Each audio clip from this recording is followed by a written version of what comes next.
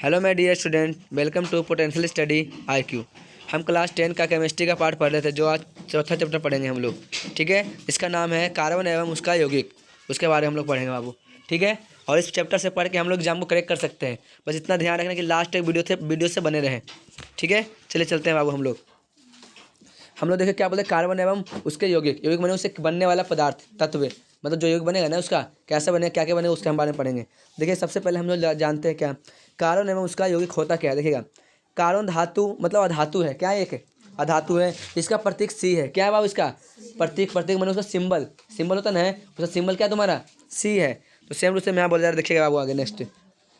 सर्व मतलब कार्बन है ना, सर्वतोमुखी तत्व है। कार्बन भूपट्टी में खनिज के रूप में 0.02% पाया जाता है। पृथ्वी की भूपट्टी में जो होता है ना, भूपट्टी जो जमीन होता है ना, उसमें क्या 0.02% पाया जाता है। तथा वायुमंडल में जो आसमान पृथ्वी के ऊपर है ना, वायुमंडल में मतलब इसका कार्बन डाइऑक्साइड की मात्रा 0.03% के रूप में पाया जाता है। कौन? तो कार्बन। ठीक है, आगे देखिएगा। सजीव सभी जीवों में, सभी सजीवों, पौधे और जंतुओं का शरीर कार्बन के युग का बना होता है। हम लोग जितना बने हैं ना बाबू, सब के सब कार्बन से मिलकर बना होता है। ठीक है, जिसके अंदर कार्बन की मात्रा अगर ज़्यादा होता है किसी लोहे के अंदर तो तुम्हारा जल्दी टूट जाता है। ठीक है, और किसी लोहे के अंदर कार्बन की मात्रा कम होता है तो मुड़ जाता है लेकिन टूटता नहीं है। ठीक है, चलिए आगे चलते हैं।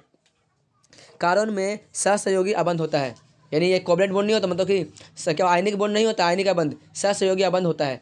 जैसे इसमें बोला कार्बन की परमाणु संख्या 6 होता है। देखिए 6 दिख रहा है। और इलेक्ट्रॉन विन्यास यानी 2 और 4 होता है, क्योंकि के कक्षा में 2 होगा और एल कक्षा में कितना होगा, 4 इलेक्ट्रॉन होगा, क्योंकि अभी हम पढ़ाए हैं। आगे देखिएगा नेक्स्ट, जो 9th क्लास में आप पढ़े होंगे। देखिएगा नेक्स्ट, कार्बन उत्कर्ष गैस विन्यास को कैसे प्राप्त करता है। ठीक है, अब हम जानते हैं ना बाबू, कार्बन का सी नंबर पर 4 नंबर होता है। 4 नहीं दे सकता, नहीं ले सकता है। क्यों नहीं ले सकता, क्यों नहीं दे सकता है, वो आज हम इसका जानेंगे। देखिएगा, ये बोला बाबू कार्बन चतुस्संयोजक है। चतु मैंने 4 भुजा वाला है 4 भुजा वाला है। फिर क्या बोल रहे हैं, कार्बन का ना तो इलेक्ट्रॉन ना, देखो कार्बन ना तो 4 इलेक्ट्रॉन खोकर 4 प्लस, जब खो दो तो प्लस में बन जाएगा जी, तो 4 प्लस धनायन नहीं न बन सकता, और ना ही इलेक्ट्रॉन को प्राप्त कर 4 प्लस मतलब 4 माइनस ऋणायन आयनिक अबंध बनाता है। नहीं दे सकता है और नहीं वो ले सकता है। फिर केवल 4 अतिरिक्त इलेक्ट्रॉन को धारण करना कार्बन के लिए अत्यधिक कठिन होगा। जब वो ज़्यादा आ जाएगा ना तो बहुत कठिन होगा इसको, इसलिए नहीं कर सकता है। और क्या बोला, कार्बन द्वारा 4 इलेक्ट्रॉन खोने के लिए अत्यधिक ऊर्जा की आवश्यकता होती है। चाहेगा ना कि मैं दे देता हूँ हमेशा के लिए, तो इसके लिए ऊर्जा बहुत ज़्यादा जरूरी है। ठीक है, बहुत ज़्यादा ऊर्जा चाहिए। फिर क्या बोल रहा है, इसलिए कार्बन अपने अन्य परमाणु अथवा अन्य तत्वों के परमाणु के इलेक्ट्रॉन के साथ साझेदारी करके बंध बनाता है, यानी आबंध बनाता है। इलेक्ट्रॉन को बोलता है तुम लो अब मुझे भी दो, इसे बोलता है सहसहयोगी आबंध। ठीक है, हमेशा के लिए नहीं बना रहे। ठीक है, आगे हम लोग पढ़ते हैं। एक ही प्रकार या विभिन्न प्रकार के परमाणुओं के इलेक्ट्रॉनों की साझेदारी से बने आबंध को सहसहयोगी आबंध कहते हैं। ठीक है, पूछेगा सहसहयोगी आबंध किसे कहता है, बोलिएगा एक ही परमाणु या मतलब एक ही प्रकार या विभिन्न प्रकार के परमाणुओं का जो इलेक्ट्रॉन होगा ना, उसके साझेदारी के आबंध से बनता है ना, उसी को बोलते हैं हम लोग क्या, सहसहयोगी आबंध बोला जाता है। ठीक है, आगे पढ़ते हैं। कार्बन के अतिरिक्त के परमाणु, देखो कार्बन के अतिरिक्त के परमाणु हाइड्रोजन हो गया, ऑक्सीजन हो गया, नाइट्रोजन हो गया और क्लोरीन भी इलेक्ट्रॉन के जरिए से आबंध बनाती है। कौन कौन बनाता है देखिए, कार्बन हो गया, मतलब हाइड्रोजन हो गया, ऑक्सीजन हो गया, नाइट्रोजन हो गया और क्लोरीन भी इलेक्ट्रॉन को साझेदारी करके बनाता है। ठीक है, आगे देखते हैं। ये देखिएगा बाबू, हाइड्रोजन है, देखिए हाइड्रोजन H2 है ना बाबू, मतलब H2 ना है, एगो हाइड्रोजन दूगो मिल गया, एगो इसका था एगो इसका, दोनों का दे दिया। इसे बोलते साझेदारी इलेक्ट्रॉन की जोड़ा बना देना। साझेदारी दे दिया, बना दे इसको जोड़ा। समझ में आ रहा है क्या, समझ में आ रहा है। फिर क्या बोलते हैं यहाँ पे देखिए, H प्लस H मतलब H माइनस H, यानी ये सिंगल बॉन्डिंग है। ठीक है, तो H मतलब H इलेक्ट्रॉन परमाणु के बीच आबंध बनाने सिंगल बॉन्डिंग बना रहा है। समझ में आ रहा है। अब डबल बॉन्डिंग देखिए, हाइड्रोजन तुम्हारा एक बना दिया ऐसे, हाइड्रोजन तुम्हारा क्या ऑक्सीजन में डबल बॉन्डिंग बनाएगा, देखो इसमें डबल बनाएगा। आगे देखिए बाबू, ये क्या वाला ऑक्सीजन है, ऑक्सीजन में O2। ठीक है, तो ये तुम्हारा परमाणु है, अब परमाणु मिलकर अणु बन गया है, तो O2 कैसे बने, देखिए ऑक्सीजन है तुम्हारा, ये भी तुम्हारा क्या ऑक्सीजन है। ठीक है, ऑक्सीजन बाहर का कितने नंबर पर आता है, ये 8 नंबर पर आता है। तो इसमें देखिएगा 2 और 6 ना होगा बाबू, तब ना 8 होगा। तो इसको बाहरी कक्षा में कितने इलेक्ट्रॉन और चाहिए, 2 चाहिए पूरा करने के लिए। तो 2 इससे ले लेगा और 2 इसको दे देगा, तो हो जाएगा 8। तो ये तुम्हारा डबल बॉन्डिंग बनाएगा अभी। तो देखिएगा यहाँ पे लिखा हुआ है, ऑक्सीजन ऑक्सीजन है, ऑक्सीजन परमाणु हो गया, ऑक्सीजन अणु हो गया। पहले परमाणु था अकेला अकेला, अब दोनों मिल गया तो क्या बन गया, अणु बन गया। अभी बोला साझेदारी इलेक्ट्रॉन के 2 जोड़े, जब ये दो इसका और 2 इसका जुड़ा है, इसका भी क्या हो गया, गिनिए इसको, 6 और 2 मतलब 2 4 2 6 2 8 हो गया, इसका भी 8 हो गया, इन्हें साझेदारी बना लिया ये। समझ में आ रहा है। फिर क्या बोल रहे हैं यहाँ पे देखिएगा, ऑक्सीजन डबल बॉन्डिंग, इसे बोलते हैं डबल बॉन्डिंग, द्विआबंध दिख रहा है, द्विआबंध। तो डबल बॉन्डिंग यानी ऑक्सीजन में ऑक्सीजन के परमाणु के बीच का द्विआबंध बनाता है, मतलब डबल बॉन्डिंग बना रहा है। समझ में आ रहा है। अब हम लोग पढ़ेंगे त्रिआबंध यानी ट्रिपल बॉन्डिंग। देखिएगा, यानी नाइट्रोजन है ना बाबू, नाइट्रोजन कितने नंबर पे आता है? नाइट्रोजन तुम्हारा आता है कितने नंबर पे? 11 नंबर पे आता है बाबू। कितने नंबर पे आता है? सॉरी 7 नंबर पे आता है। कितने नंबर पे आता है बाबू? 7। देखिएगा N7 पे ना आता 7, देखिए पहले में 2 होगा बाबू, दूसरा में कितना होगा? दूसरा में हार्डली सार्डली कितना होगा? 2, फिर 8 ना होना चाहिए, तो इसमें 5 है ना बचेगा बाबू, तो इसमें 5 हो गया। यानी ये इलेक्ट्रॉन कितना ले सकता है? 3 ना, 3 से नहीं करेगा 8 बनाने के लिए, तो इसे बोलते हैं ट्रिपल बॉन्डिंग। देखिएगा तो तुम्हारा नाइट्रोजन नाइट्रोजन हो गया, ऐसे नाइट्रोजन हो गया ट्रिपल बॉन्ड। देखो 3 को दिख रहा है बीच से, 3 को इधर 3 को इधर, नाइट्रोजन अणु हो गया। यानी साझेदारी इलेक्ट्रॉन के 3 जोड़े हो गए। समझ में आ गया? इसे बोलते हैं ट्रिपल बॉन्ड या त्रियाबंध। ठीक है, नाइट्रोजन ट्रिपल बॉन्डिंग, नाइट्रोजन परमाणु के बीच त्रियाबंध बना रहा है। कितने बंध बना रहा है? त्रियाबंध। तो पूछेगा है त्रिज्या नहीं बाबू, क्यों? उसे 5 ना आता है लास्ट में, तो 3 नहीं ले सकता है, इसे त्रियाबंध बनाएगा। पूछेगा नाइट्रोजन कार्बन परमाणु में कितना बंध बनाता है, तो बोला 3 है ना, 3 ने बनाएगा। नेक्स्ट देखिएगा बाबू, नेक्स्ट जल के अणु यानी H2 होता है। देखिए जल के अणु में ऑक्सीजन और 2 हाइड्रोजन परमाणु में एकल बंध होता है। देखिएगा ये तुम्हारा क्या जल, ये तुम्हारा क्या हो गया? तुम्हारा क्या हो गया? ऑक्सीजन, और ये तुम्हारा हाइड्रोजन हो गया। बनता कैसे? तो देखिए कैसे बनता। चलिए बाबू हम लोग अब देखते हैं, आगे करते हैं। देखिएगा देखिए बाबू तुम्हारा जल है, ठीक है, देखना जल है, ठीक है, जल के अणु। तो जल के अणु के तुम्हारा हाइड्रोजन हो गया बाबू, इसमें इससे क्या करना है? सिंगल बॉन्ड एक ले लेगा, और फिर ये क्या होगा? ये भी एक ले लेगा, ठीक है, और ये तुम्हारा क्या करेगा? इसको ले लेगा पूरा, तो बन गया क्या? बन गया ट्रिपल बॉन्डिंग। मतलब ये क्या होता है? H2O का बन गया जल का बॉन्डिंग। आगे देखना नेक्स्ट, ऐसे यहाँ पे बना के दिखाया हुआ है बाबू, देखना सिंगल बॉन्डिंग बनाया हुआ है, इसे बोलते हैं एकाबंध। क्या बोलते हैं इसे? एकलाबंध। चलिए बाबू देखते हैं आगे, ठीक है, करते हैं। देखना हम लोग पढ़ेंगे बाबू, क्या हम लोग पढ़ेंगे?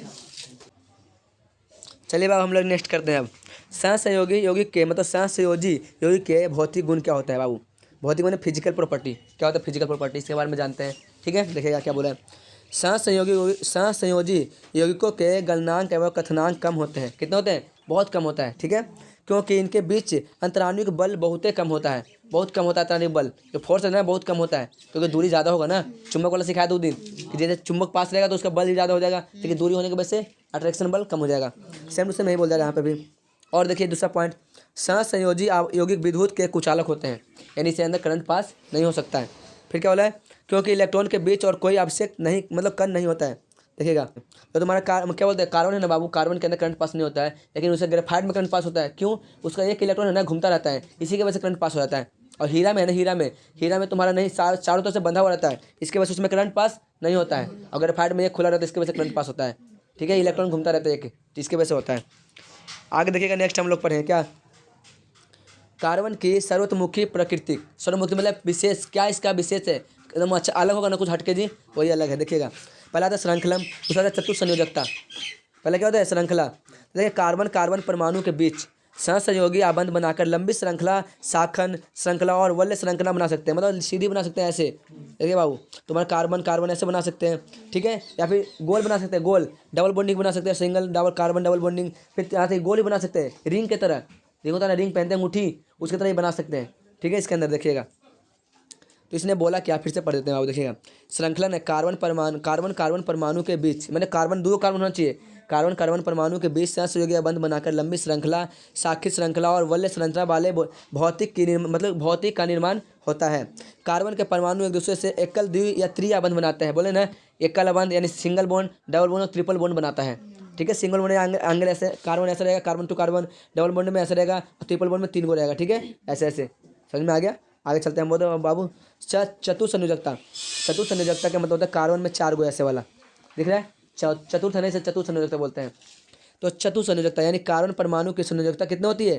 4, जिसके कारण कार्बन 4 अन्य कार्बन परमाणु एक संयोजी परमाणु यानी कार्बन है, क्लोरीन, ऑक्सीजन, नाइट्रोजन और सल्फर के साथ आबंध बना सकता है। समझ में आ गया? फिर क्या बोले इसने? अब आता है संतृप्त हाइड्रोकार्बन, असंतृप्त हाइड्रोकार्बन। संतृप्त देखिएगा, संतृप्त और असंतृप्त हाइड्रोकार्बन यह कार्बन यौगिक, ठीक है। कैसे संतृप्त किसे बोलते हैं, असंतृप्त किसे बोलते हैं, ये सब जानेंगे। देखिएगा तो कार्बन और हाइड्रोजन के यौगिक को क्या बोलते हैं? हाइड्रोजन कहते हैं, इसे बोलते हैं हाइड्रोकार्बन। क्या बोलते हैं? हाइड्रोकार्बन का मतलब होता है हाइड्रोजन और कार्बन होगा बस, और कुछ नहीं होगा, सल्फर ऑक्सीजन कुछ नहीं होगा, खाली हाइड्रोजन और कार्बन होगा। तो पूछ सकता है कि हाइड्रोकार्बन का मतलब क्या होता है? बोलना हाइड्रोजन और कार्बन उसमें उपस्थित होगा, ठीक है। आगे देखिएगा इसे बोलते हैं संतृप्त हाइड्रोकार्बन। संतृप्त हाइड्रोकार्बन का मतलब सिंगल बॉन्डिंग बनेगा। क्या बनेगा? Single bonding. इसे बोलते हैं हम लोग सामान्य सूत्र इसका, देखिए इसे बोलते हैं एल्केन। क्या बोलते हैं इसे? अब अल्केन का सामान्य सूत्र बाबू देखिए क्या होता है, तो CnH2n+2 होता है। क्या होता है, CnH2n+2। पूछेगा संतृप्त में मतलब क्या बोलते हैं उसे, एल्कीन का सामान्य सूत्र क्या होता है, तो पूछेगा क्या CnH2n+2। ठीक है, इसे बोलते हैं कार्बन परमाणु के बीच एकल बंध यानी सिंगल बॉन्डिंग। समझ में आ रहा है। अब आते हैं क्या वो असंतृप्त हाइड्रोकार्बन। असंतृप्त हाइड्रोकार्बन में तुम्हारा डबल बॉन्डिंग और ट्रिपल बॉन्डिंग होता है। दिख रहा है क्या बाबू, क्या डबल बॉन्डिंग और ट्रिपल बॉन्डिंग होता है। इसे बोलते हैं कार्बन परमाणु के बीच द्वितीय बंध और तृतीय बंध। समझ में आ रहा है क्या, द्वितीय में डबल बॉन्डिंग और तृतीय में ट्रिपल बॉन्डिंग। और जो इसे बोलते हैं एल्कीन, क्या बोलते हैं इसे। अब इसका सामान्य सूत्र देखिए, इसका मतलब इसका डैश का मतलब होता है सामान्य सूत्र। तो इसका सामान्य सूत्र होता है CnH2n। ठीक है, पेपर में पूछेगा कि अल्कीन और अल्काइन, देखिए समझिएगा इसको अंतर। क्या बोला यहाँ पे अल्केन बोला, अल्केन तो +2 लगा देना, अल्कीन बोला है तो कुछ नहीं लगाना, CnH2n बस। और अल्काइन बोलेगा अल्काइन, उसमें माइनस कर देना बस। तो सेम टू सेम बोला क्या, त्रिया बाद में बोलते हैं मतलब बोलते हैं इसको क्या, एल्काइन बोलते हैं। क्या बोलते हैं इसे। अब इसका सूत्र है CnH2n-2। ठीक है, ये पेपर में आता है इसलिए बोल रहा हूँ। आगे चलते हैं नेक्स्ट, इलेक्ट्रॉन बिंदु संरचना जो हम बना के दिखाए थे मीथेन का संरचना। और देखिए मीथेन का संरचना, ये मीथेन का नहीं है मतलब इथेन का है, मिथित का है। देखिएगा तुम्हारा, इसे बोलते हैं इलेक्ट्रॉन बिंदु संरचना। इलेक्ट्रॉन दिख रहा है, सभी इलेक्ट्रॉन है, दिख रहा है डॉट और स्क्वायर मतलब स्कोर मतलब क्रॉस, ये तुम्हारा क्या इलेक्ट्रॉन है। इलेक्ट्रॉन त्याग रहा है, कैसे ले रहा है कैसे त्याग रहा है देखिएगा। तो संतृप्त हाइड्रोकार्बन में एथेन का सूत्र है, मीथेन कार्बन पढ़ाया था ना, मिथ यही तुमने दो कार्बन होना चाहिए। देखिए दो कार्बन नहीं है, एगो ही है ना। सेम टू सेम बोला क्या, संतृप्त मतलब संतृप्त हाइड्रोकार्बन के नाम आणविक सूत्र अब तथा संरचना सूत्र लिखिए, यानी सिंगल बॉन्डिंग में चलेगा। ठीक है, देखिएगा इसे बोलते हैं C, यानी ये किसे बॉन्डिंग लेगा, ये 8 हो गया और ये भी 8 हो गया, और हाइड्रोजन हो गया। तो इसे बोलते हैं C के गो है, 2 है ना बाबू, तो C2 अब H के गो है, 2 दूनी 4 3 दूनी 6, यानी H क्या है तुम्हारा 6, इसे लिखा गया। इसे बोलते हैं एथेन। क्या बोलते हैं इसे, एथेन लिख रहे हैं यहाँ पे, इसलिए बोलते हैं इसे एथेन। आगे चलते हैं आगे, इसे बोलते हैं हाइड्रोजन मतलब हाइड्रोकार्बन का नाम और उसका आणविक सूत्र और संरचना, जो किताब में भी लिखा हुआ है। ठीक है, इधर की ओर दिख रहा है क्या, देखिएगा नेक्स्ट, मीथेन का सूत्र रहेगा नाम CH4, इसका संरचना ऐसा है, अभी दिखाए थे। फिर देखिएगा वो मिथेन C2H6, समझ में, इसका संरचना ऐसा है। आगे देखिएगा नेक्स्ट क्या बोला, प्रोपेन। प्रोपेन मैंने 3 को कार्बन होना चाहिए, प्रोपेन है, और हाइड्रोजन क्या होगा 8 होगा, यानी इसका देखिए जनरल सूत्र कैसा बन देखिएगा, CnH2n+2। गौर करिएगा इस फॉर्मूले पे, C मैंने कार्बन, कार्बन क्या गो है 3 गो, तो 3 दूनी 6 गो हो जाएगा ही, और 2 गो और 8 गो हो जाएगा, तो 3 दूनी 6 और 2 8, यानी क्या है तुम्हारा अल्केन है। समझ में आ रहा है, सामान्य सूत्र बन रहा है ना, इसलिए ऐसा बोला जा रहा है। तो देखिएगा आगे नेक्स्ट, इसे बोलते हैं पेंटेन हो गया। पेंटेन का ये तुम्हारा स्ट्रक्चर। फिर क्या है यहाँ पे पढ़ेंगे हम लोग क्या, अब इलेक्ट्रॉन बिंदु संरचना। ठीक है, इलेक्ट्रॉन बिंदु संरचना देखिए क्या होता है, जैसे उसमें हम लोग पढ़े, इसमें संरचना देखिए, इसमें संरचना देखिए यहाँ पे देखिएगा। तो एल्कीन का संरचना क्या, C2H4 है ना बाबू, अल्कीन यानी CnH2 बस, Hn मतलब H2n, इसमें -2 और +2 नहीं है। तो गौर करिएगा देखिएगा, इसका है ना C2H4 तुम्हारा ये संरचना, एल्काइन का C2 जो कि ये है तुम्हारी संरचना। क्या अल्काइन, अल्काइन है बाबू C2N2-2 -2 नहीं, इसका फॉर्मूला था CnH2n-2 अल्काइन का था, क्योंकि यहाँ पे दिखाया ट्रिपल बॉन्डिंग है, डबल बॉन्डिंग होगा। आगे करेंगे हम लोग नेक्स्ट देखिएगा। अब इसमें हाइड्रोकार्बन के नाम अभी डबल बॉन्डिंग में देखेंगे। ठीक है बाबू, किसमें देखेंगे, डबल बॉन्डिंग में। देखिए हाइड्रोकार्बन के नाम, आणविक सूत्र और संरचनात्मक सूत्र। तो देखिएगा इथेन, इसे बोलते C2H5 मतलब C2H4, इसका सूत्र डबल बॉन्डिंग है बाबू, देख लो है डबल बॉन्डिंग, इसके वजह से यहाँ पे चल रहा है। नेक्स्ट चलते हैं यहाँ पे, प्रोपेन क्या होता है, देखिए प्रोपेन C2 मतलब C3H6, इसे क्या बोलता है ट्रिपल डबल बॉन्डिंग, इसमें भी यानी सब क्या है तुम्हारा डबल बॉन्डिंग चल रहा है। ठीक है, आगे चलते हैं नेक्स्ट, एल्काइन। एल्काइन देखिएगा एथेनॉल, इसमें क्या होता है, इसमें इसका जनरल फॉर्मूला है CnH2n बस, -2 है सॉरी, इसके अंदर -2 है। अगर हाइड्रोजन मान लीजिए तुम्हारा 2 कार्बन है ना बाबू, तो 2 कार्बन 2 दूनी 4 -2 कर 2 ना बचेगा फिर से, यानी H2 और मतलब C2 और H2 हो जाएगा। समझ में आ रहा है यहाँ पे, इसे बोलते हैं अल्काइन मतलब -2 वाला फॉर्मूला चलेगा। आगे चलते हैं यहाँ पे, अभी क्या बोला जा रहा है देखिएगा, संरचना के आधार पे हाइड्रोकार्बन, किसमें, संरचना के आधार पे हाइड्रोकार्बन। समझ में आ रहा है देखिएगा। तो सीधा श्रृंखला भी बताया ना, सीधा हो गया, गोल हो गया, टेढ़ा हो गया। देखिए सीधा श्रृंखला में देखिए सीधा की ओर जा रहा है ना, सीधा की ओर, देखिए सीधा की ओर जा रहा है, कार्बन कार्बन कार्बन, जैसे ये सीधा चैन है, सरल रेखा है। फिर क्या बोला, शाखित श्रृंखला मतलब ऊपर नीचे, नीचे बढ़ सकता है, आगे बढ़ तो ऊपर बढ़ सकता है। तो देखिएगा इससे बोलते हैं कि हम लोग शाखित श्रृंखला, दिख रहा है क्या, नीचे की ओर बढ़ गया ना, बराबर रह गया, देखो नीचे जा रहा है, कुछ ज़्यादा इधर जा रहा है ना नीचे। इसे बोलते हैं कि इसका नाम है तुम्हारा पेंटेन का संरचना, बताया था ना, पेंटेन शैम्पू से सूत्र है ये। फिर क्या बोलते हैं इसको, देखिए नेक्स्ट देखिएगा, एन प्रकार का हो गया, और तुम्हारा क्या है, इसे बोलते हैं एन पेंटेन, इसे बोलते हैं आइसोपेंटेन। ठीक है, आइसोपेंटेन इसका सूत्र है ऐसा। नेक्स्ट देखिएगा हम लोग बाबू, ये तुम्हारा क्या है, नियोपेंटेन, नीचे की ओर जा रहे हैं। नेक्स्ट देखते हैं हम इससे। इसमें कार्बन कितना है, 1 2 3 4, 4 कार्बन है ना बाबू। हाइड्रोजन कितना है, देखिए ना तुम्हारा कितना हो गया 5 और 5 10 2 12। समझ में आया, यानी क्या बोलते ज़्यादा हो रहा है एक तरह से। देखिए इधर उपरोक्त 3 उदाहरण में आणविक सूत्र से समान है लेकिन भिन्न भिन्न संरचना वाले यौगिक को क्या कहते हैं हम लोग, मतलब संरचनात्मक समन्वय कहलाता है। बोलेगा समन्वय क्या होता है, समावयव क्या होता है, देखिए क्या बोलते हैं हम लोग।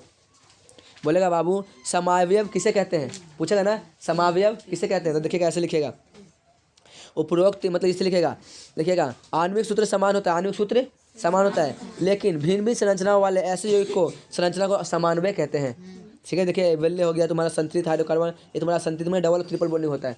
आगे देखिएगा नेक्स्ट उदाहरण के लिए देखिए तुम्हारा हेक्सेन है या बेंजीन है, तो पूछेगा बेंजीन का सूत्र क्या है, हमेशा पूछता है पेपर में। तो बेंजीन का सूत्र इसलिए पूछता है बाबू इसमें दोनों मिक्स है, C भी 6 है और H भी 6 है, इसलिए पूछेगा बेंजीन का सूत्र क्या होता है, तो बोला C6H6। ठीक है, बेंजीन का सूत्र पूछता है, समझ में आया। आगे देखिएगा कार्यात्मक समूह। कार्यात्मक समूह का मतलब है फंक्शनल ग्रुप, क्या बोलते हैं इसे, फंक्शनल ग्रुप। कैसे कोई ग्रुप लग के उसका पूरा नाम और डाटा चेंज कर देता है, समझ में आ गया, तो उसी को बोलते हैं। देखिएगा मान लीजिए मैं एग्जांपल के लिए बोल रहा हूँ, जैसे कोई व्यक्ति है उसे आता पता नाम नहीं पता है, जैसे तुम्हारा उसका नाम पीछे से लग गया शर्मा, ठीक है, तो अब लग रहा है कि उसको पूरा बिलोंग्स उसका खानदान शर्मा से चल रहा है। अगर मान लीजिए गलती से लगे तो उसका राजपूत चाहे प्रजापति, तो पूरा क्या उसका प्रजापति चलता है ना। तो सेम टू सेम इसे बोलते हैं कार्यात्मक समूह। अगर ये अटैच हो जाता है तो क्या हो जाता है, एक तरह से इस समूह में बदल जाता है। ठीक है, तो देखिएगा हाइड्रोकार्बन श्रृंखला में यह तत्व एक या अधिक हाइड्रोजन को इस प्रकार प्रतिस्थापित करते हैं कि कार्बन की संयोजकता संतुष्ट रहती है। ऐसे तत्वों को विषम परमाणु कहते हैं। क्या कहते हैं इसे, विषम परमाणु कहते हैं। समझ में आ गया। अब आगे देखिएगा यह विषम परमाणु या विभिन्न परमाणुओं का समूह जो कार्बन यौगिकों को अभिक्रियाशील तथा विशिष्ट गुण, आगे देखते बाबू, मिट हो गया, कट गया बाबू, विशिष्ट गुण प्रदान करता है, इसे कार्यात्मक समूह कहलाता है। पढ़ लीजिए इसे, ये सब कार्यात्मक समूह कहलाता है, इसे ऐसे लिखा हुआ है। नेक्स्ट देखिएगा बाबू यहाँ पे, अब आता है विषम परमाणु, कार्यात्मक समूह और कार्यात्मक समूह का सूत्र। देखिएगा क्लोरीन ब्रोमीन आयोडीन ये सब क्या है, ये सब हैलोजन ग्रुप का है। हेलो एल्केन, हेलो ब्रोमीन ऐसे बोलता है। ये तुम्हारा क्या है, हेलो मतलब ऐसे बोलते हैं क्लोरो ब्रोमीन, क्लोरो ऐसे बोला क्लोरो ब्रोमे, क्लोरो मतलब ब्रोमो आयोडीन, आयोडीन ऐसे बोलता है, पहले यही आएगा नाम, आगे देखिएगा नाम कैसे आता है। ऐसे बोला ऑक्सीजन बाबू, क्लोरो ब्रोमीन हो गया, तो हेलो एल्कोहल आ गया, तो एल्कोहल का ग्रुप क्या तुम्हारा OH, याद रखिएगा क्या होता है तुम्हारा ग्रुप का नाम OH। जैसे OH लग जाता है तुम्हारा दारू से बिलोंग कर रहा है, एल्कोहल मैंने दारू, समझ में ना, यानी कि OH जैसे लगेगा लास्ट वाले में, ऐसे बोलते हैं C2H5 और OH, यानी पक्का है कि ये दारू का सूत्र है। समझ में आ रहा है, इसे बोलते हैं दारू का सूत्र, यानी OH लगते ही मालूम चल गया दारू का सूत्र है। ठीक है, आगे देखिएगा एक ग्रुप बता रहा है। फिर एल्डिहाइड ग्रुप, एल्डिहाइड ग्रुप क्या है, C+O, इसको ऐसे भी लिख सकते हैं C डबल बॉन्डिंग H को, ऐसे C डबल बॉन्डिंग H, इसे लिखते हैं CH डबल बॉन्डिंग O से।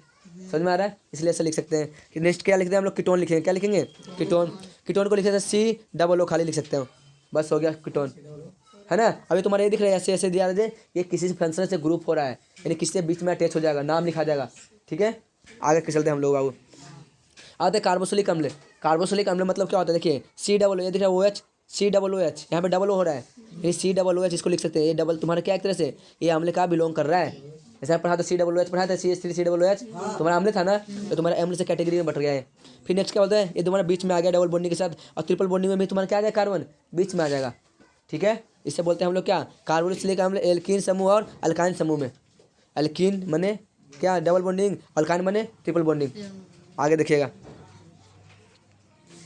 अब आते समझाती श्रेणी, क्या आते बाबू, समझाती श्रेणी, दिख रहे हैं यहाँ से, इसलिए यहीं पर हूँ खड़ा हूँ। देखिएगा यौगिकों के वह श्रृंखला, देखिएगा यौगिकों के वह श्रृंखला जिसमें कार्बन श्रृंखला में स्थित हाइड्रोजन एक ही प्रकार के कार्बन मतलब कार्यात्मक समूह द्वारा प्रतिस्थापन करता है। उदाहरण के लिए CH3OH, C2H5OH, CH3C, सबका देखो बाबू ग्रुप है ना, OH सब में OH ग्रुप लग रहा है, इसका मतलब ये दारू से मतलब दारू वाले ग्रुप से बिलोंग कर रहा है। ठीक है, आगे क्या बोले, देखिए समान सूत्र, इसका समान सूत्र क्या होगा, 2 बार मिस हो गया, देख लीजिएगा।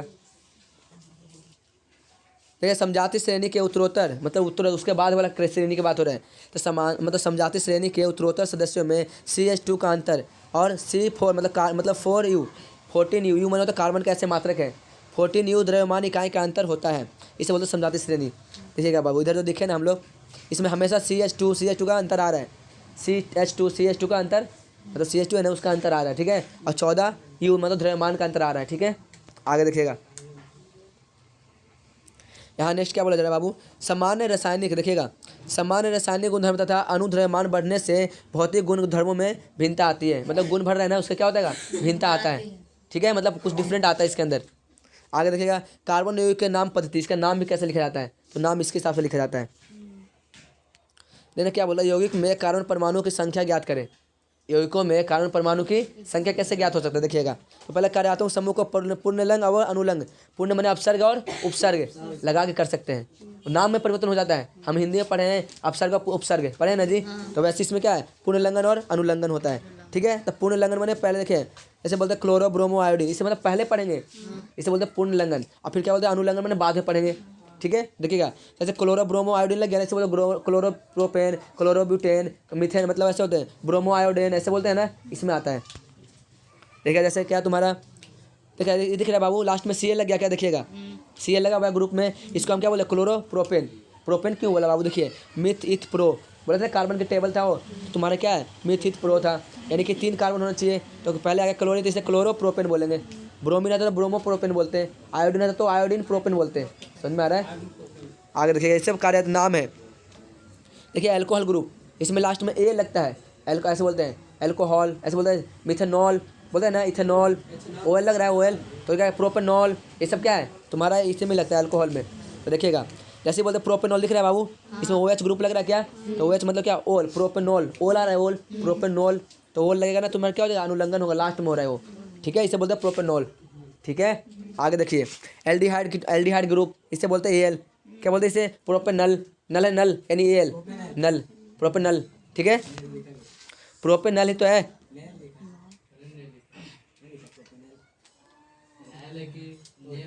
यहाँ पे देखिएगा प्रोपेनल, ठीक है, यानी एन है ना, ये दिख रहा है ना, ये लग रहा है लास्ट में, लास्ट के शब्द देखो इंग्लिश के शब्दों से जुड़ता है, इसलिए नल होगा, प्रोपेनल। ठीक है, नल जिसे बोलते हैं, हिंदी के हिसाब से नल लिखा गया। आगे देखिएगा, कीटोन, क्या होता है, कीटोन, कीटोन में वन जुड़ता है, जैसे बोलते हैं प्रोपेन वन, प्रोपेनॉन, वन हो रहा है, वन, नॉन, याद आ रहा है क्या, वन का मतलब वन नहीं जुटेगा, वो नॉन होगा, प्रोपेनॉन, ये मतलब क्या होगा, मिथेनॉल है ना, मिथित प्रोब्यूट बेटोनॉन, ऐसा आ जाएगा।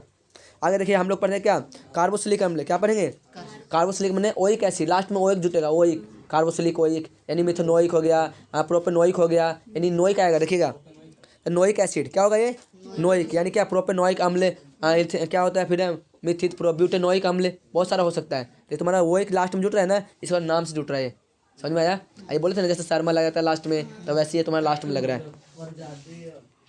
आगे बोलते हैं बाबू, एल्कीन, क्या होता है, अल्कीन, जो कि क्या, सिंगल बॉन्डिंग है, अल्कीन सिंगल बॉन्डिंग है, क्योंकि तुम्हारा ई एन जुड़ जाएगा, ई एन, जैसे प्रोपीन हो गया, क्या हो गया, प्रोपीन, मिथीन, ब्यूटीन, ऐसा होता है ना, प्रोपीन जो होता है वो तुम्हारा किस में जुटेगा, एल्कीन में जुटेगा, डबल बॉन्डिंग में। आगे देखिएगा बाबू, तुम्हारा क्या होगा, एल्काइन, ट्रिपल बॉन्डिंग, यानी वाई यानी जुटता है, वाइन यानी एल्काइन है ना, उल्लंघन, तो ऐसे क्या बोलते हैं, प्रोपाइन, प्रोपाइन, बेंटाइन, ब्यूटाइन, है ना, ये सब क्या जुटेगा, तो ट्रिपल बॉन्डिंग में जुटेगा। ठीक है, आगे चलते हैं हम लोग बाबू नेक्स्ट। और कार्बन यौगिक के रासायनिक गुणधर्म, क्या इसका रासायनिक गुणधर्म है, गुणधर्म इसका प्रॉपर्टी क्या है, केमिकल प्रॉपर्टी कुछ तो होगा ना। देखिएगा इधर क्या बोला, दहन, दहन माने क्या होता है बाबू, तो जलना, क्या होता है, जलना। देखिए बाबू, हम लोग पढ़ेंगे दहन, दहन का मतलब होता है बाबू जलना, और जल सकता है कब, जब ऑक्सीजन होगा तब ना जलेगा, बिना ऑक्सीजन के जल सकता है क्या, बिना ऑक्सीजन के नहीं जल सकता, कोई भी पदार्थ हो नहीं जल सकता। आगे देखिएगा, देखिए बाबू क्या बोला जा रहा है यहाँ पे, समझिएगा थोड़ा सा, देखना बाबू इधर थोड़ा समझिए क्या बोला जा रहा है क्वेश्चन। बोल रहा है बाबू दहन, दहन का मतलब जलना, तो तुम्हारा CH4 यानी मीथेन प्राकृतिक गैस बोलते हैं इसे, तो CH4 यानी इसको जलते हैं, जलने में ऑक्सीजन से रिएक्शन होगा तब नहीं जलेगा। तो दहन होता है तो कार्बन डाइऑक्साइड बनेगा, जल बनेगा, उष्मा और प्रकाश भी देगा। कैसे हम लोग को मालूम चला, मान लीजिए पटाखा फोड़िए आप, पटाखा फोड़ते समय आवाज़ आता है, हीट भी देता है और ऊर्जा भी देता है थोड़ा सा, इसे बोलते हैं क्या, एक तरह से विस्फोट हो गया एक तरह से, तो मीथेन गैस का यही दहन भी होता है। कोई जैसे छोटी फोड़ते हैं हम लोग, जैसे लाइट आती है, तो सेम टू सेम वही होता है। ठीक है, आगे देखिएगा, देखना बाबू नेक्स्ट, रुक जाइए, चलिए देखते हैं। कार्बन तथा, देखिएगा कार्बन होगा ना और उसका यौगिक, तो कार्बन तथा यौगिक उनके यौगिक ईंधन के रूप में इस्तेमाल किया जाता है। किसमें किया जाता है, ईंधन के रूप में, ईंधन मैंने होता है पेट्रोल हो गया, जैसे होता ना, तो उसका ईंधन मतलब उसके जलने के लिए प्रयोग किया जाता है, तो ईंधन के रूप में इस्तेमाल किया जाता है, क्योंकि दहन पर प्रचुर मात्रा में ऊष्मा और प्रकाश मुक्त होता है। जब दहन होता है ऊष्मा और प्रकाश मुक्त होता है बहुत मात्रा में। समझ में आ रहा है। आगे देखिएगा बाबू, कैसे मान लीजिए परमाणु बम छूटता है, कभी बम फूटता है तो कितना आवाज़ आता है और कितना लाइट प्रकाश निकलता है, लगता है आग लग गया कहीं, लगता है ना, मतलब कोई छोटा मोटा भी बम ऐसा लगता है तो होता ना है। देखिएगा आगे नेक्स्ट पढ़ते हैं हम लोग बाबू। संतृप्त हाइड्रोकार्बन, सुनिएगा, संतृप्त हाइड्रोकार्बन वायु की उपस्थिति में जलने पर नीले नीले स्वच्छ ज्वाला उत्पन्न करता है। नीला है ना ब्लू कलर का, blue flame, blue flame, flame बना तो जलना, ठीक है, तो जलना ब्लू कलर का जलता है, ठीक है। उससे क्या होता है, ब्लू मतलब जलता है। ज़्यादा ऑक्सीजन मिलेगा तो ब्लू जलेगा, कम मिलेगा तो थोड़ा मतलब पीला जलेगा, और कम मिलेगा तो जलेगा ही नहीं, लगा काला जलेगा, एकदम धुआं निकलेगा। समझ में आया ना। आगे देखिएगा बाबू, कहाँ पढ़ रहा हूँ, देखिए नेक्स्ट। असंतृप्त हाइड्रोकार्बन दहन करने पर धुएं, असंतृप्त देखो संतृप्त में करता है, जब संतृप्त जलेगा ना तो बहुत ज़्यादा मतलब ब्लू कलर में जलेगा, और असंतृप्त जलेगा ना तो खाली धुआं निकलेगा। देखिएगा, असंतृप्त हाइड्रोकार्बन दहन करने पर धुएं वाली पीली ज्वलन को उत्पन्न करता है, क्योंकि संतृप्त हाइड्रोकार्बन में कार्बन की प्रतिशत मात्रा में संतृप्त हाइड्रोकार्बन से अधिक होती है, और वायु की उपस्थिति में कार्बन का पूर्ण अपचयन नहीं हो पाता है, मतलब असंतृप्त हाइड्रोकार्बन में पूरी तरह से नहीं जल पाता। इसके वजह से तुम्हारा क्या हो जाता है, वो पीला पीला जलता है और धुआं निकलता है। समझ में आया। जो अच्छा जलता है वो ब्लू कलर का जलता है। आगे देखिएगा बाबू नेक्स्ट, हम लोग पढ़ते हैं बाबू ऑक्सीकरण। क्या पढ़ते हैं, ऑक्सीकरण। ऑक्सीकरण का मतलब ऑक्सीडेशन, कैसे कोई वस्तु से ऑक्सीडेशन हो जाता है और ऑक्सीजन उसमें बढ़ जाता है, ठीक है। तो देखिएगा, देखो क्षारीय पोटेशियम, मतलब क्षारीय, देख रहे क्षार, तो क्षारीय पोटेशियम परमैंगनेट यानी KMnO4 या अम्लीय पोटेशियम डाइक्रोमेट K2CrO7 की उपस्थिति में क्या है, अल्कोहल कार्बोक्सिलिक अम्ल में परिवर्तन हो जाता है। समझ में आ रहा है, इसे परिवर्तन हो जाता है। जैसे CH3, ठीक है, CH3C2O, देखो CH3CH2OH, ये तुम्हारा क्या कहते हैं, दारू ही एक तरह से, ये अल्कोहल ही बोल सकते हैं। इसको हम ऐसे भी लिख सकते हैं बाबू, C2H5, क्योंकि यहाँ पे H और OH ये तुम्हारा दारू का ही तो सूत्र है, ऐसे भी लिख सकते हैं इसको, ठीक है। आगे देखिएगा इसको, जब ये क्षारीय और अम्लीय से रिएक्शन करेगा तो क्या बनाएगा, CH3COO, जो कि एथेनोइक अम्ल बनाएगा, जो कि इसे बोलते हैं हाइड्रोजनीकरण। क्या बोलते हैं इसे। अब आते हैं क्या, संकलन अभिक्रिया। क्या पढ़ेंगे इसे, संकलन अभिक्रिया। देखिएगा, तुम्हारा डल्डा देखो, डल्डा तो तेल होता है, तेल को डल्डा में कैसे कन्वर्ट किया जाता है, देखिएगा, इसे बोलते हैं असंतृप्त हाइड्रोकार्बन। क्या बोलेंगे, असंतृप्त हाइड्रोकार्बन। इसे निकिल और पैलेडियम की उपस्थिति में हाइड्रोजन के साथ रिएक्शन करके तुम्हारा क्या बनाता है, संतृप्त हाइड्रोकार्बन। समझ में आ गया। अब देखिए इसका अर्थ समझिएगा। पूछेगा बाबू, पोलैंड या निकेल, देखिए पोलेडियम है ना, पोलेडियम या निकेल जैसे उत्प्रेरक की उपस्थिति में हाइड्रोजन असंतृप्त हाइड्रोजन जोड़कर संतृप्त हाइड्रोकार्बन बदल सकते हैं। यानी वनस्पति तेल से वनस्पति घी निर्माण विधि द्वारा किया जा सकता है। वनस्पति तेल का मतलब जो पेड़ पौधे से जो तेल निकलता है ना, जैसे बिच्चा से निकलता है तेल, उसे घी में बदलना। घी माने डालडा में कैसे बदलते हैं, तो निकेल के उपस्थिति में कर सकते हैं, ठीक है। पूछेगा प्राकृतिक वनस्पति को घी में कैसे बदलेंगे, तो निकेल या प्लेडियम की उपस्थिति में दर्शाते हैं, ठीक है। Na या PD, निकेल या प्लेडियम, ठीक है, उसके उपस्थिति में क्या होता है, ये बन जाता है क्या, डालडा। समझ पा रहे हो क्या। आगे देखिएगा। चलिए बाबू नेक्स्ट देखते हैं हम लोग। अब आते हैं वो प्रतिस्थापन अभिक्रिया। हम पिछले सबसे पहला चैप्टर में पढ़े थे प्रतिस्थापन अभिक्रिया, सेम टू सेम ये भी वही है। देखिएगा, जब मीथेन था बाबू, मीथेन को जब मैं क्लोरीन से रिएक्शन करवा रहा हूँ और सूर्य के प्रकाश में क्लोरोफिल की उपस्थिति में जब कराता हूँ तो CH3Cl और HCl अलग हो जाता है, ठीक है। आगे देखिए क्या है, कुछ महत्वपूर्ण कार्बन यौगिक होता है, कुछ महत्वपूर्ण कार्बन का यौगिक है जो कि एथेनॉल और इथेनॉइक है, इथेनॉइक अम्ल है। आगे देखिएगा, इथेनॉइक अम्ल, तो एथेनॉल के भौतिक गुणधर्म क्या होता है, ठीक है। देखिए क्या बोलते हैं, रंगहीन, गंध और जलने वाला स्वाद होता है। इसमें कोई रंग नहीं होता है और जलने में कोई स्वाद नहीं होता है, मतलब दिखता नहीं है, मतलब ये रंगहीन है और जलने वाला है। आगे देखिए क्या बोला है, जल में घुलनशील होता है, यानी जल में पूरी तरह से क्या हो जाता है, घुल जाता है। फिर क्या बोला है, वाष्पित द्रव्य जिसका क्वथनांक 351 केल्विन होता है। समझ में आ गया। यानी वाष्पशील द्रव्य जिसका क्वथनांक कितना होगा, 351 केल्विन। के माने क्या होता है, केल्विन, जो कि ताप का ऐसे मात्रक है। ये कैसा होता है, उदासीन प्रकृति का होता है, ना अम्लीय होता है नहीं क्षारीय होता है, उदासीन होता है। समझ में आ गया इतना चीज। हाँ, एथेनॉल। अब इसका आता है रासायनिक गुण बाबू। क्या पढ़ेंगे इसके, रासायनिक गुणधर्म। देखिएगा, सोडियम के साथ अभिक्रिया कैसा होता है। सोडियम देखो, सोडियम धातु होता है जे, सोडियम के साथ अभिक्रिया। देखिएगा, तो सोडियम के साथ अगर मैं इसको दारू को रिएक्शन करा दूँ तो क्या बनेगा, सोडियम एथेनॉक्साइड बनाएगा। इसका सूत्र क्या है तुम्हारे यहाँ देखना, CH3CH2ONA प्लस हाइड्रोजन गैस निकालेगा। समझ में आ रहा है।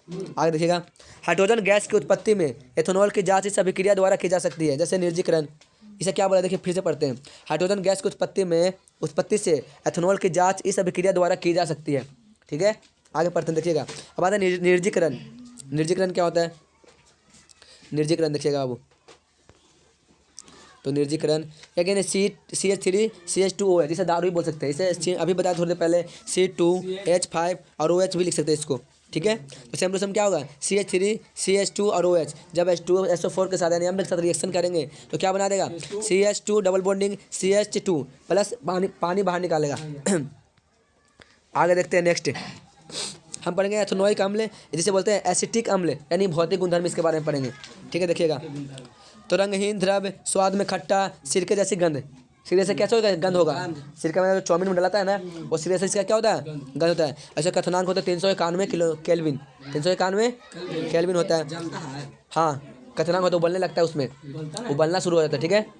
क्वथनांक बने उबलना, गलनांक बने जमना। आगे देखिएगा, शुद्ध एथेनॉल अम्ल, देखो शुद्ध होता है, शुद्ध एथेनॉल जो दारू होता है, तो शुद्ध एथेनोइक अम्ल है ना, शीतल करने में बर्फ की तरह जम जाता है। समझ में आ गया, जाता है, इसलिए इसे गैसोलीन एसिटिक अम्ल कहते हैं। कैसे बोलते हैं, गैलेसन एसिटिक अम्ल कहते हैं। जब जम जाता है ना बर्फ की तरह, इसलिए इसका नाम पड़ गया ऐसा, ठीक है। आगे पढ़ते हैं हम लोग, इसका रासायनिक गुणधर्म पढ़ते हैं। इसका रासायनिक गुणधर्म हम बोलते हैं एस्टिकरण। एस्टिकरण का मतलब साबुन बनाने की प्रक्रिया, ठीक है। तो देखिएगा, यानी CH3COOH को जब मैं किसी दारू से रिएक्शन कराता हूँ तो क्या बनेगा, एस्टर बन जाएगा। क्या बनेगा बाबू, एस्टर। जैसे देखिए CH3COOH, जब CH3 और CH2 और OH से रिएक्शन करूँगा तो बनेगा H2SO4 के मतलब उपस्थिति में रिएक्शन करूँगा तो क्या बनेगा, CH3CO CH2 और CH3, और तुम्हारा ऑक्सीजन के साथ डबल बॉन्डिंग बनाएगा। इसका नाम पड़ गया एस्टर। क्या पड़ जाएगा इसका नाम, एस्टर पड़ जाएगा। आगे देखिए, मीठे फलों जैसे गंध वाली एस्टर का निर्माण होता है। कब होता है, तो मीठे फल होता है ना, मीठे फल, तो मीठे फल जैसे गंध वाले एस्टर का निर्माण करता है। सारे गले पदार्थ का जो दारू वारू बनाता है ना जी, उसी को बनता है, ठीक है। आगे देखिएगा, अब आता है साबुनीकरण। तो साबुन बनाते ना, साबुन कैसे बनता है, ठीक है। देखिएगा, है हाँ वही साबुनीकरण। देखिएगा, CH3CO CH2 और CH3 जब सोडियम हाइड्रोक्साइड यानी साबुन से जब रिएक्शन करा देंगे, सोडियम हाइड्रोक्साइड क्षारीय होता है, ठीक है। इसे रिएक्शन करा देंगे तो क्या बनेगा, CH3COONA प्लस CH3CH2 और OH, अगर तुम्हारा डबल बॉन्डिंग के साथ रिएक्शन कराएगा, ठीक है बाबू। तो इस विधि से साबुन तैयार किया जाता है। इस विधि से क्या तैयार किया जाता है, साबुन। तो साबुन का तुम्हारा सूत्र ये रहा, कहाँ गया, ये रहा तुम्हारा साबुन का सूत्र है बाबू। और क्षार से अभिक्रिया, ये तुम्हारा CH3COO और Na, ये तुम्हारा Na मतलब सोडियम हो जाता है और तुम्हारा साबुन बनता है। ये तुम्हारा यहाँ पे तेल है, ठीक है, इस तेल का बूंद है। आगे देखिएगा यहाँ पे, अब आते हैं क्षार के साथ अभिक्रिया। क्षार से अभिक्रिया करने पर साबुनीकरण पे क्या प्रभाव पड़ता है, ठीक है। तो सोडियम हाइड्रोक्साइड CH3COO से रिएक्शन करेंगे तो बनाएगा CH3COONA प्लस जल को निकालेगा, जिसे बोलते हैं सोडियम एसीटेट। क्या बोलेंगे इसे, सोडियम एसीटेट, ठीक है। नेक्स्ट देखते हैं हम इसको, इसे बोलते हैं कार्बोनेट तथा हाइड्रोजन कार्बोनेट से अभिक्रिया। कार्बोनेट और हाइड्रोजन कार्बोनेट से अभिक्रिया कर क्या बनाता है, ठीक है। चलिए देखते हैं, CH3COOH प्लस Na2CO3 जब रिएक्शन करेगा तो क्या बनेगा, तो CH3COONA plus H2O plus carbon dioxide बाहर निकालेगा। और जो ये बैलेंस जो दिख रहा है बाबू, ये बैलेंस किया हुआ है क्वेश्चन है, मतलब बैलेंस किया हुआ अभिक्रिया है। अगर बैलेंस नहीं करेगा तो खराब हो जाएगा फिर। आगे चलिएगा, इसे दोबारा से करते हैं। CH3COO जब रिएक्शन करेंगे सोडियम हाइड्रोकार्बोनेट में तो क्या बनेगा, सोडियम एसिटीन बनेगा प्लस जल और कार्बन डाइऑक्साइड बाहर निकलेगा। जैसे देखिएगा, CH3COOH जब रिएक्शन करेगा सोडियम हाइड्रोकार्बोनेट यानी NaHCO3 से तो बनेगा क्या, CH3COONA प्लस जल यानी H2O प्लस कार्बन डाइऑक्साइड बाहर निकलेगा, ठीक है। अब चलते हैं क्या, साबुन और उपमार्जक। क्या होता है साबुन और क्या होता है उपमार्जक, सरफ और साबुन। आगे देखिएगा, देखना बाबू क्या बोले जाते हैं। साबुन लंबी श्रृंखला वाले कार्बोक्सिलिक अम्ल के, देखो साबुन लंबी श्रृंखला वाले कार्बोक्सिलिक अम्ल के सोडियम पोटेशियम लवण होते हैं। क्या बोला इसने, फिर सुनिएगा, साबुन लंबी श्रृंखला वाले कार्बोक्सिलिक अम्ल के सोडियम पोटेशियम लवण होते हैं। उदाहरण के लिए देखना C17H मतलब 35 और COONA प्लस, ये तुम्हारा क्या इसका मतलब उदाहरण के लिए एग्जाम्पल बता रहे हैं। फिर क्या बोला जा रहा है, साबुन के केवल मुद्दा जल में सफाई कहता है, मृद मने मिट्टी वाले जलों में साफ कर सकते हैं, कठोर जल होता है उसको साफ कर सकते हैं। फिर क्या बोला बाबू, उपमार्जक क्या होता है, देखिएगा उपमार्जक क्या होता है, लंबी श्रृंखला वाले कार्बोक्सिलिक अम्लों के अमोनियम या सल्फेट लवण होता है। अमोनियम या सल्फेट लवण होता है कौन, उपमार्जक। उपमार्जक कठोर है, मृद जल में सफाई किया जाता है। कठोर जितना भी कठोर जल रहेगा ना सब साफ कर देगा। सरफ जल्दी साफ कर देता है, उपमार्जक मैंने सरफ ही होता है, ठीक है। उपमार्जक कठोर है, मृद जल में सफाई किया जाता है। अब बता साबुन अणु में कैसे काम करता है, देखिएगा। देखिए साबुन अणु दिख रहा है बाबू, इससे बोलते हैं कि एक होता है जल रागी और जल विरागी। देखिएगा बाबू, हम लोग पढ़ेंगे जल मतलब साबुन का अणु। कैसा होता है। तो साबुन का देखिएगा, पहला मतलब जलरागित सिरा। जलरागित सिरा का मतलब जल से मतलब क्या होता है, वो उसे मतलब लव करने वाला, और फिर क्या होता है, नफरत करने वाला है वो। जैसे उसे नफरत करेंगे तो पानी में से हम हाथ लो धोते हैं ना, तो मैल छुड़ाते हैं, फिर साबुन में डालते हैं पानी, मतलब हाथ डालते हैं पानी वाला में, तो तुरंत हमें फैन बाहर आ जाता है। इसका तो मैल के साथ आता है और बका जाता है कि मैं बाहर जा रहा हूँ, वैसे ही हो जाता है सेम टू सेम इसमें भी। देखिएगा जलरागी सिरा मैंने क्या होता है, आयनिक भाग। देखिएगा ये दिख रहा है क्या, जलरागी सिरा, आयनिक सिरा। ये जल से रागी करता है, और क्या जल विरागी, जल से नफरत करता है, पीछे वाला हिस्सा समझ में आ रहा है। देखिएगा यहाँ पे अजल विरागी जो लंबी कार्बोक्सिलिक मतलब कार्बोनिक श्रृंखला होता है, जो लंबा होता है, ऐसे दिख रहा है क्या, वो लंबा होता है। ये नहीं दिख रहा क्या बाबू, यहाँ पे ये तुम्हारा होता है जो ब्लू कलर दिख रहा है। आगे देखिएगा अब साबुन की संरचना कैसे होती है, देखिएगा गौर से। ये साबुन की संरचना दिख रहा है बाबू, तेल का बूंद है, तेल का बूंद का मतलब मैल है, ठीक है। ये मैल माल कैसे हम लोग का हाथ में तेल लग जाता है, साबुन लगाता है छूट जाता है, तो सेम टू सेम यही बोला जा रहा है। देखिएगा ये तुम्हारा सोडियम सब साबुन है, क्या बाबू ये साबुन है, अरे तुम्हारा क्या मैल है और कैसे निकलता है। देखिएगा साबुन की सफाई प्रक्रिया, कैसे प्रक्रिया साफ करता है, देखिए। तो मैल तेलीय होता है, मैल कैसा होता है, तेलीय होता है। जल विरागी सिरों तेल में घुल जाता है और जलरागी सिरों के चारों तरफ पानी से घिर जाता है, इसलिए मिसेल संरचना बन जाता है। दिख रहा है या जब जूम किया गया ना कि ऐसे मैल निकलता कैसे, तो साइंटिस्ट होता है ना, वो जूम करके देखे कि ऐसा होता है, चारों तरफ से साबुन घेर लिया मैल को, अब बाहर निकाल दे उसको खींच के। समझ में आ रहा है, समझ में आ रहा है, ऐसे होता है यहाँ पे। आगे देखिएगा वो नेक्स्ट, साबुन का मिसेल मैल को पानी में घुलने में मदद करता है और कपड़े साफ हो जाता है। समझ में आ गया। तो इस तरीके से बाबू ये वीडियो ख़त्म होता है। वीडियो अगर अच्छा लगे तो लाइक करिएगा, सब्सक्राइब करिएगा, शेयर ज़रूर करिएगा, ताकि दूसरे स्टूडेंटों को फ़ायदा हो सके। ठीक है बाबू, थैंक यू। और बेल आइकन दबाना ना भूलें। ओके बाबू।